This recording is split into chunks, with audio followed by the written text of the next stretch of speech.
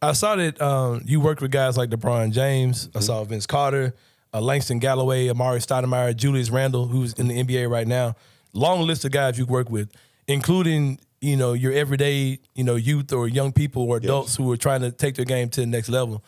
A lot of people can have a lot of negative things to say about today's game. What's one of the hardest habits to break that you see with some of the people that even pros that come to get your service?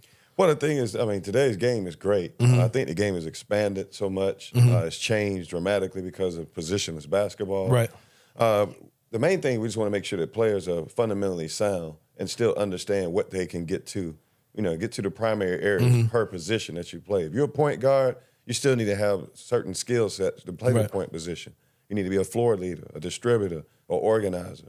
Two guards are slashers, which now they combo with ones now. Yeah. But you still have to be able to shoot the basketball on the move. Threes are still, guys that are kind of multifaceted, can get all over the floor, can cause confusion on the defensive end, still attack you offensively in 3 to 4 different areas. Our 4s and 5s are really the same. So that hasn't changed much. Right. Only difference is our 4 and 5s now are able to handle the basketball more, shoot threes more with a higher volume, and just explore the game a lot more. So that's a good thing. So it's nothing bad about it. It's just, I'm from an old school perspective where I feel like you still need to get back to those certain areas of the floor to keep the balance. Right. Because it affects the game in transition. And if you watch the playoffs this year, you would have saw a lot of transition plays now where people are not even going to the offensive glass anymore. They're just really just sprinting back because now the game is just elevated to the three-point line, which everyone's trying to cover it so much. Right. It's kind of taken away some of the aspects of the game. But it's not an awful thing. It's just a small thing for someone coming from my era playing in the 90s. It's a little different. Yeah, I speak to a lot of people who actually played the game or actually know the game.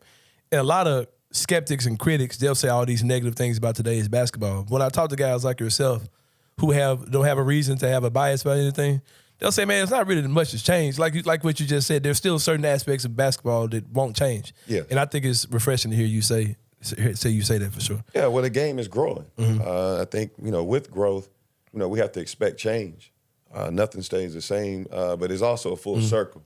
So the things that you're watching right now, it'll circle back to how it used to be in the 80s if you're not careful, just like the high top fade. Right. I had a high top fade in the late 80s and 90s. It's back It's now. back, yeah. Now everybody's rocking the sponges, with it. So the thing is, it all circles back. It's just like the game. So people just have to be patient, enjoy what they're watching, and evolve with the game.